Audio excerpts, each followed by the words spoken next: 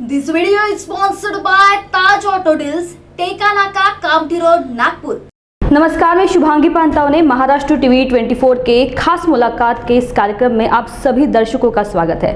आज हमारे साथ स्टूडियो में मौजूद है डॉक्टर अतुल तेलरांधे सर। वे एमडी इन आयुर्वेदा में पिछले 20 साल से शिवशंकर आयुर्वेदिक क्लिनिक में प्रैक्टिस कर रहे हैं। हर बार की तरह वो हमारे साथ स्वास्थ्य से जुड़ी गंभीर बीमारियां और उनके परिणाम और इलाज के बारे में बताने वाले हैं। इस बार हम उनसे इनफर्टिलिटी यानी वंध्यत्व के बारे में जानकारी लेने वाले हैं। तो आइए जानते हैं कि इनफर्टिलिटी क्या है और इसका इलाज किस तरह से संभव है। सर, आपका स्वागत है हमारे स्टूडियो में आज। सर, मेरा पहला सवाल आपसे ये रहेगा कि इनफर्टिलिटी क्या है और इसका इलाज किस तरह से होता है। जी, फर्टिलिटी, इनफर्टिलिटी ऐसे दो टर्म्स हैं। फर्टिलिटी का मतलब जनरेशन देना, न्यू जनरेशन को बर्थ देना, और इनफर्टिलिटी ये नेचुरल फिलोसॉफी या नेचुरल टेंडेंसी है हर एनिमल की। वैसे ह्यूमन बींग्स में आफ्टर कंसेप्शन प्रेगनेंसी रहना, प्रेगनेंसी के बाद डिलीवरी होना, न्यू बॉर्न को न्यू चाइल्ड को जन्म देना, ये नेचुरल फिजियोलॉजिकल प्रोसेस है। इस प्रोसेस में फेल हो जाना या ये प्रोसेस प्रॉपर्ली ना हो पाना, यानी न्यू ऑफस्प्रिंग्स को जन्म देने की एबिलिटी खो देना, इनफर्टिलिटी या वंध्यत्व या फिर दूसरी भाषा में उसको बांझपन भी कहा जाता है। तो इसके कितने प्रकार हैं? इनफर्टिलिटी जैसे दो लोग होते हैं, फर्टिलिटी अचीव करने के लिए या फिर प्रेगनेंसी के लिए दो लोग जरूरी, मेल एंड फीमेल। तो अगर मेल अगर कॉज है, उस मेल को अगर इनफर्टिलिटी है तो उसे मेल इनफर्टिलिटी बोलेंगे, और अगर ये प्रॉब्लम फीमेल के साथ है तो उसको फीमेल इनफर्टिलिटी बोलेंगे। तो सेक्स वाइज दो टाइप्स हो गए, male infertility and female infertility. इसके अलावा इनफर्टिलिटी के दो और टाइप्स माने जाते हैं, एक प्राइमरी इनफर्टिलिटी और दूसरा सेकेंडरी इनफर्टिलिटी। प्राइमरी का मतलब ऐसा कि आफ्टर मैरिज या कॉन्टैक्ट के बाद 1 साल तक कितनी कोशिश करने के बाद भी अगर प्रेगनेंसी नहीं रहती है दोनों में, यानी फीमेल्स में, तो दोनों में से किसी एक में या फिर दोनों में ये प्रॉब्लम हो सकती है। तो अप टू 1 ईयर्स अगर वो प्रेगनेंसी नहीं रह पा रही है तो उसे हम प्राइमरी इनफर्टिलिटी कहते हैं। लेकिन अगर एक प्रेगनेंसी रह चुकी है सक्सेसफुली और उसके बाद वो सेकेंड के लिए ट्राई कर रहे हैं और फिर वहाँ पे वो प्रेग्नेंट नहीं रह पा रही है, तो that is called as secondary infertility. तो इस प्रकार से हम इसको क्लासीफाई कर सकते हैं, primary and secondary infertility, male and female infertility. जैसे कि एक सर्वे में पता चला है कि भारत में 17%, 16 से 17% इनफर्टिलिटी के केसेस है जो बढ़ रहे हैं। तो इनफर्टिलिटी बढ़ने के क्या कारण हैं और इसका निदान किस तरह से किया जा सकता है? देखिए, fertility is a physiological process, pregnancy is a physiological process. तो ये फिजियोलॉजी यानी नेचुरल प्रोसेस प्रॉपरली ना हो पाना, फेल हो जाना, इसके कारण ऐसे बहुत सारे कारण हैं। अगर हम मेल्स की बात करें तो उनमें स्पर्म काउंट का कम हो जाना है, स्पर्म की क्वालिटी खराब हो जाना है, मोटिलिटी कम हो जाना स्पर्म्स की, यानी स्पर्म्स की ability to invade and fertilize ovum ये कम हो जाना। ये मेल के बारे में हो गया। उसके लिए बहुत सारे कॉजेस हैं हम जो कॉमनली डिस्कस करेंगे। फीमेल्स में क्या होता है कि फीमेल्स के जो यूट्रस है उनके अंदर बहुत सारे फैक्टर्स होते हैं। कंसेप्शन यानी कंसीव होना, यानी प्रेगनेंसी रहना, इस और दूसरी टर्म आती है कॉन्ट्रासेप्शन यानी प्रेगनेंसी ना रहना। तो प्रेगनेंसी ना रहे इसके लिए हम लोग जो कॉन्ट्रासेप्टिव डिवाइसेस यूज़ करते हैं, ठीक है, तो उसमें कुछ अगर हम हार्मोनल पिल्स यूज़ करते हैं या फिर जैसे कॉपर-टी जैसे बैरियर मेथड्स यूज़ करते हैं, तो उसमें क्या प्रिंसिपल रहता है कि प्रेगनेंसी को ना ठहरने देना, यानी कोई ना कोई बैरियर उसमें डाल देना। बिल्कुल, ठीक है। तो यूटरस में अगर छोटा सा भी कोई बैरियर आ जाता है, चाहे फिर वो कॉपर-टी के रूप में आर्टिफिशियल हो या फिर नेचुरली हो जाए, तो उसमें फाइब्रॉइड हो गए, यूटेराइन फाइब्रॉइड्स हो गए, पॉलीसिस्टिक ओवेरियन डिसऑर्डर्स हो गए, यूटेराइन कार्सिनोमा कैंसर हो गया, एंडोमेट्रियोसिस यानी यूटरस के अंदर की जो लेयर है उसमें स्वेलिंग आ जाना या उसमें डिस्टर्बेंसेस आ जाना।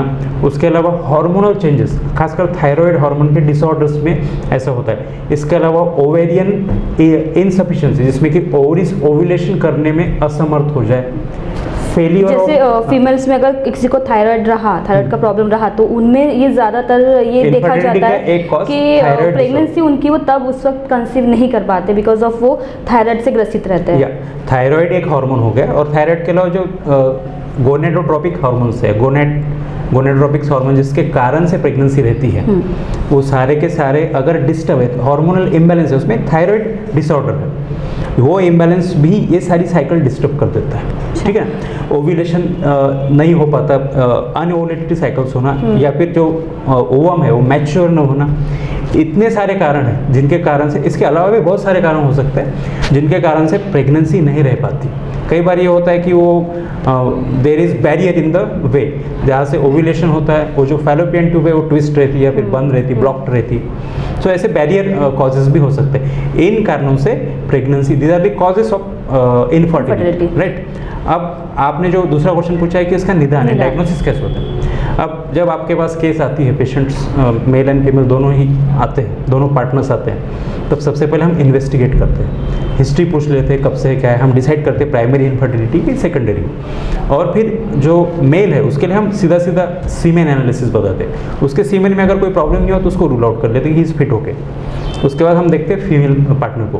फीमेल पार्टनर की इन्वेस्टिगेशन में आप सोनोग्राफी कर सकते हैं, ultrasonography of whole abdomen, uterus and pelvis, उसमें हम यूटरस को पूरी तरह एग्जामिन करते हैं। इसमें अगर कोई चीज़ आपको नहीं मिलती, उसके बाद हिस्टोसाल्पिंगोग्राफी, यानी एक डाई पुश करके फिर एक्सरे लिया जाता है यूटरस का, उसमें हमको पता चल जाता है कि यूटरस का जो ओवरीज है, बाकी पार्ट्स में कुछ जो भी पार्ट्स है उसमें अपने को कुछ ऑब्स्ट्रक्शन दिखता है क्या, कोई और प्रॉब्लम है क्या। तो इसमें फिर ट्रीटमेंट किस तरह से किया जा सकता है? जी, इसके अलावा फिर हम लोग ब्लड टेस्ट करते हैं, हार्मोनल टेस्ट करते हैं, फिर जो कॉजेस है ना इनफर्टिलिटी के वो हम रूल आउट करते हैं, उस कॉज के हिसाब से ट्रीटमेंट चलता है। अगर ऑब्स्ट्रक्शन है तो ऑब्स्ट्रक्शन क्लियर करने की कोशिश की जाएगी, हार्मोनल इम्बैलेंस यानी थायराइड में प्रॉब्लम है तो थायराइड को करेक्ट करने की कोशिश की जाएगी, अगर मेल में प्रॉब्लम है तो उसके सीमेन को हम लोग इम्प्रूव करने की कोशिश करेंगे, अगर फिर फाइब्रॉइड है या फिर पीसीओडीज है यानी पॉलीसिस्टिक ओवेरियन डिसऑर्डर्स है, या फिर यूटेराइन ट्यूमर्स है, एंडोमेट्रियोसिस है, हार्मोनल डिस्टर्बेंसेस है, तो उसको करेक्ट करने के लिए आपको मेडिसिन देना पड़ता है। तो ट्रीटमेंट कॉज के हिसाब से चलता है। तो फिर इसमें अगर किसी को इनफर्टिलिटी का प्रॉब्लम है या फिर इससे जूझ रहा है तो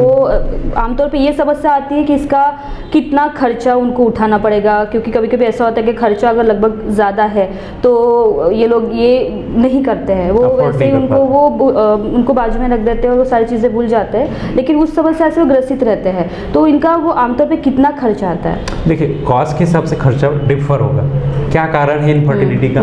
अगर सर्जिकल यानी ऑब्स्ट्रक्टिव है तो उसको अगर इन्वेजिव सर्जरी की जाती है तो उसकी कॉस्ट ज़्यादा रहेगी। मेडिसिनल ट्रीटमेंट है उसका कॉस्ट कम आएगा। अगर कोई इन्वेजन नहीं है, इन्वेस्टिगेशन ज़्यादा नहीं है, ऑपरेट नहीं करना है पेशेंट को, तो खर्चे कम आएंगे। तो इसमें आयुर्वेदिक में इसका इलाज है? डेफिनेटली। देखिए, एलोपैथी में उसका इलाज है, एलोपैथी में फिर इनफर्टिलिटी को बाईपास किया जाता है, फिर IUI या फिर टेस्ट ट्यूब बेबी या फिर ये नए नए जो संकल्पनाएं हैं, नए नए टेक्निक्स वो फॉलो करते हैं। आयुर्वेद में कैसा है, जो भी कॉज होगा हम लोग क्या करते हैं, आयुर्वेदिक मेडिसिन क्या करती है, उसकी सारी इम्प्योरिटी जो यूट्रस में जो भी इशू है उसको ड्रेन ऑफ करते हैं। आयुर्वेदिक मेडिसिन प्यूरिफाई करती है, हार्मोन्स को करेक्ट करती है, जो भी ऑब्स्ट्रक्शन उसको रिलीव करने की कोशिश करते हैं। एंडोमेट्रियोसिस हो, पॉलीसिस्टिक ओवेरियन डिसऑर्डर्स हो, हार्मोनल इम्बैलेंस हो, उस यूट्राइन साइकिल स्पेशली हम उसको जो मेंस्ट्रुअल साइकिल है उसको रेगुलेट करने की कोशिश करते हैं। वो रेगुलेट एक बार हो जाती है, हार्मोन्स करेक्ट हो जाते हैं, तो नेचुरली जो यूट्रस का नॉर्मल फंक्शनिंग है वो शुरू हो जाता है। यूट्रस ने नॉर्मल फंक्शन शुरू कर दिया कि ऑटोमेटिक आपको प्रेगनेंसी रहती है। आयुर्वेद के हिसाब से वात पित्त कफ 3 दोष रहते हैं, ये तीनों दोष वहाँ पे संचित हो जाते हैं। तो जिस दोष के संचय के कारण ये हुआ है उस दोष को हम शोधन कर्म से या फिर मेडिसिन से यूट्रस के pH को करेक्ट करते हैं, यूट्रस के अंदर की इन्फ्लेमेशन सूजन को कम करते हैं, ऑब्स्ट्रक्शन को रिलीव करते हैं। अगर हाँ मेजर ऑब्स्ट्रक्शन सर्जिकल जो कि केवल सर्जिकल इन्वेजन से क्लियर होगा वो नहीं होगा तो ऐसी कंडीशन में अगर मेल पार्टनर उसके सीमेन में इशू है तो हम कुछ मेडिसिन उसको देते हैं जिसकी वजह से उनका सीमेन नॉर्मलाइज हो जाता है। मतलब ऐसा कहा जा सकता है कि आयुर्वेदिक में आयुर्वेदा के इसमें इसको पूरी तरह से हम लोग मूल से ही नष्ट कर सकते हैं। जी, हमारे पास 90% प्लस सक्सेसफुल रेट है इसका।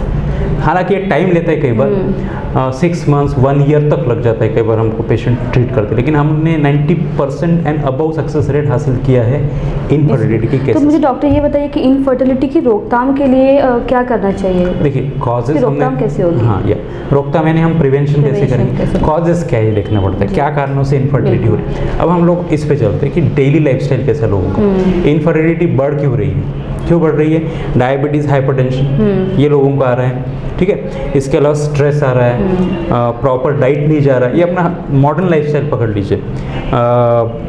फीमेल्स के खासकर फीमेल इनफर्टिलिटी के मतलब खान पान और लाइफस्टाइल का इस पे बहुत बड़ा प्रभाव पड़ता है, और इसकी वजह से इनफर्टिलिटी जो बीमारी है वो बहुत लंबे तरीके से उसको दूर तक लेके जाती है। अभी आप थोड़ा सा एक जनरेशन पीछे जाएंगे, आप पूछिए आपकी दादी को अगर कभी उनकी 7-7, 8-8 बच्चे हुए लेकिन कोई डिलीवरी सिजेरियन नहीं हुई, उनको पीरियड्स के कभी इशू नहीं है, डिस्मेनोरिया यानी पीरियड के दरमियान पेट में दर्द वगैरह कभी नहीं रहा। अभी नए जनरेशन में पूछिए 90+% लोगों को, 90% एंड अबव प्लस लोगों को पता चल पूछेंगे आप तो बताएंगे कि there is problem with the menses, irregular menses है, डिलेड मेंसेस है, ओलिगोमेनोरिया यानी कम पीरियड्स जाते हैं, पीरियड में पेन होता है। ये प्रॉब्लम कॉमनली आपको फेमस बताएंगे। आप यंग लेडीज को देख लीजिए, ये क्यों हो रहा है? Because of junk food, because of improper diet pattern जो है, खान पान के नियमों का उल्लंघन, एक्सरसाइज नहीं है, स्ट्रेस ज़्यादा है, ये सारे कारण हैं। और 2-4 कुछ कारण, जैसे हम लोग पहले के ज़माने में क्या करते थे ना, पीरियड्स के दरमियान लेडीज शुड बी रेस्टेड, ये होता था कि उनको 3 दिन आइसोलेट किया जाता था, 3 दिन 5 दिन, हालांकि उसको धार्मिक इससे जोड़ा गया था। लेकिन साइंटिफिक चीज़ अगर देखी जाए, आयुर्वेद में साफ लिखा है, द फीमेल वाइल मेंस्ट्रुएशन, रजस्वला नारी आराम करे, रेस्ट करे, उसको उस दरमियान कोई भारी चीज़ उठानी नहीं है, स्ट्रेस नहीं उठानी। दैट ऑल्सो कॉजेज, आजकल क्या होता है कि वर्किंग वुमेन हो गए या फिर लाइफस्टाइल लेडीज़ का ऐसा हो गया कि they can not rest, and that is another cause of dysmenorrhoea, menstrual problem में, हार्मोनल इम्बैलेंस में, वो एक कारण आयुर्वेद के हिसाब से माना गया, and that is also cause of. मतलब इसके हिसाब से अगर ये फीमेल्स में ये ज़्यादा तरीके से ये बढ़ रहा है ये बीमारी, क्योंकि उनका वो मेंसेस के दौरान उनका वो ख्याल ना रख पाना, या फिर उस दौरान उनका ज़्यादा काम करना, एग्जर्शन करना, तो ये सारी चीज़ें उन पे वो प्रभाव डालती है। वन ऑफ द कॉज, ये बहुत बड़ा एक कॉज है, ये बहुत बड़ा कॉज है, आयुर्वेद में पहले से वो लिखा हुआ है। हालांकि मॉडर्न इसमें इतना नहीं माना जाता, पर फिर भी मॉडर्न साइंस भी मानता है कि when she is bleeding she should not ज़्यादा एक्सर्शन ना हो, एक्सर्ट ना हो, जिसके कारण क्या होता है कि प्रॉब्लम्स क्रिएट होते हैं। आप देखते हो that is one of the cause of irregular menses and all that, उसके कारण से फिर इनफर्टिलिटी होने के चांसेस। जी डॉक्टर, मेरा लास्ट अभी आखिरी सवाल ये रहेगा कि इनफर्टिलिटी के बारे में आप हमारे दर्शकों को क्या बताना चाहेंगे, और इससे संबंधित क्या आपको जो बातें हैं उनको आप बताना चाहोगे? जी देखिए, मदर बनना या फादर बनना शादी के बाद सबका अधिकार है, नेचुरल अधिकार है, फिर उसमें कोई भी ऑब्स्ट्रक्शन आना नहीं चाहिए। हर आदमी या हर लेडी चाहती है कि after marriage he should be a mother, और आदमी चाहता है कि he should be a father, at least of 1 और मोर देन 1 चाइल्ड। तो ये फिजियोलॉजिकल प्रोसेस है, नेचुरल है, इसमें कोई भी अड़चन नहीं आनी चाहिए, नेचुरल।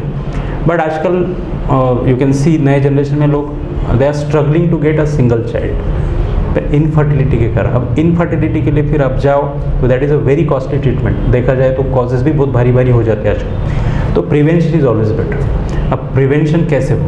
तो प्रिवेंशन में जैसे हमने कॉजेज अभी ये किया कि अपना जो लाइफस्टाइल है, मॉडर्न लाइफस्टाइल, वो बहुत ही घातक है उसके लिए, इसलिए एक्सरसाइजेस बहुत आवश्यक है। खासकर डिस्मेनोरिया नाम की चीज़ लेडीज़ में होनी ही नहीं चाहिए, इरेगुलर मेंसेस होने ही नहीं चाहिए। उसको आप पहले से ही करेक्ट कर सकते हो। जैसे आप मेनार्की में आ जाते हैं, यानी पीरियड शुरू हो जाते हैं, उसी दरमियान अगर वो अपनी सेहत का ख्याल रखें, लेडीज़ खासकर, तो ऑब्वियसली विल सी दैट कि वो प्रॉब्लम सॉर्ट हो जाएगा ना, रेगुलर मेंसेस चलेगी ना, तो उनको ये प्रॉब्लम कभी नहीं आएगी, बिल्कुल नहीं आएगी। जहाँ जैसे ही उनको ये प्रॉब्लम शुरू हो जाती है, they should consult a doctor and they should take a regular treatment for that. Exercises होनी चाहिए, आप डाइट पैटर्न को सुधार लीजिए, ये आपको सीरियसली डील करना पड़ेगा, क्योंकि आगे जाके अगली जनरेशन्स में प्रॉब्लम बहुत ज़्यादा होगी। इसलिए टेक होम मैसेज एक ही है कि दोनों ही पार्ट, यानी दोनों को ही, मेल हो या फीमेल, मेल्स को भी इन चीज़ों का ख्याल रखना चाहिए कि they should not have a lesser sperm count. उनकी हेल्थ इम्यूनिटी अच्छी रहेगी ना, तो स्पर्म काउंट भी सही रहेगा। फीमेल्स के लिए उनको यूट्राइन हेल्थ का खास ख्याल रखना है, स्पेशली जब उनकी मेंस्ट्रुअल साइकिल की बात आती है। तो मेंस्ट्रुअल साइकिल प्रॉपर है, रेगुलर है, प्रॉपर जा रही है, तो समझ लीजिए शी इज़ हेल्दी। अगर नहीं है तो she should consult a doctor and she should get that correct. ये टेक होम मैसेज है, जिससे कि आगे चल के after marriage to get a child will not be a problem. और एक सावाल मैं पूछना चाहूँगी कि हमारे जो युवा वर्ग है उनको भी आप इन सारी चीज़ें के बारे में आप उनको अवगत कराइए। जी, जो युवा वर्ग है, जो आगे चल के मैरिज करेंगे, शादी करेंगे and they will expect a child, उनको अपनी जो हैबिट्स है उनको सुधारना पड़ेगा। एक्सरसाइजेज आवश्यक, कोई ना कोई एक्सरसाइज आप हमेशा कीजिए फिटनेस के लिए, डाइट प्रॉपर लीजिए, ठीक है, आदतें अच्छी रखिए, खाना टाइम पे, सोना टाइम पे, जितना हो, स्ट्रेस कम ले। इन सब चीज़ों से आप अपनी स्पेशली फीमेल्स के लिए मेंस्ट्रुअल साइकिल और जेंट्स के लिए आपका जो एनर्जी एंड स्टेमिना है वो अगर अच्छा रहेगा तो डेफिनेटली आप अपने आप को हेल्दी पाओगे, आगे चल के प्रॉब्लम्स आपको नहीं है। जिसमें स्मोकिंग और ड्रिंकिंग भी कॉज कर सकता है इन सारी डेफिनेटली, चीज़ों को, क्योंकि युवा वर्ग भी वो ड्रिंकिंग की और स्मोकिंग की ओर बहुत ज़्यादा आकर्षित हो रहा है, तो वो सारी चीज़ें इसमें मेल्स कुछ ज़्यादा ही स्मोकिंग एंड ड्रिंकिंग की तरफ है, फीमेल्स भी देखी जा रही है आजकल न्यू जनरेशन, फीमेल्स के लिए तो बहुत ही घातक है। Smoking, tobacco and alcohols are not properly accepted by female body. हाँ, नॉट वो फीमेल्स को ज़्यादा हार्म करती है, हालांकि मेल्स में भी हार्म है, तो males should avoid this heavy doses of alcohols and smoking, that is also cause of infertility, rather oligospermia, sperm count उसमें कम होने के चांसेस ज़्यादा होते हैं मेल्स में भी, और फीमेल्स में भी हार्मोनल चेंजेस, डिस्टर्बेंसेस होने के चांसेस इन दो कॉजेस के कारण होते हैं। तो युवा वर्ग को इसकी तरफ ध्यान देना चाहिए कि अगर आपको चाहिए कि आपकी हेल्थ अच्छी रहे तो ये बैड हैबिट्स आपको छोड़नी पड़ेगी। धन्यवाद डॉक्टर, आपने हमें इतनी अच्छी जानकारी दी है इनफर्टिलिटी के बारे में युवा वर्ग के लिए, और जो हमारी जो गृहिणियाँ है, जो भाई लोग हैं, उन लोगों के लिए भी बहुत अच्छी सर ने अच्छी जानकारी दी है। धन्यवाद डॉक्टर, आपने हमें इनफर्टिलिटी के बारे में बहुत अच्छी जानकारी दी। तो दर्शकों, ये थे शिवशंकर आयुर्वेदिक क्लिनिक के डॉक्टर अतुल तेलरांदे सर, जिन्होंने आज हमें इनफर्टिलिटी इस विषय पर अच्छी जानकारी दी है।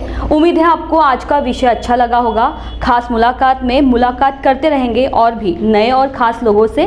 तब तक जुड़े रहिए महाराष्ट्र टीवी 24 के साथ और देखते रहिए देश और दुनिया की अहम खबरें। नमस्कार। This video is sponsored by Tanishq School of Nursing.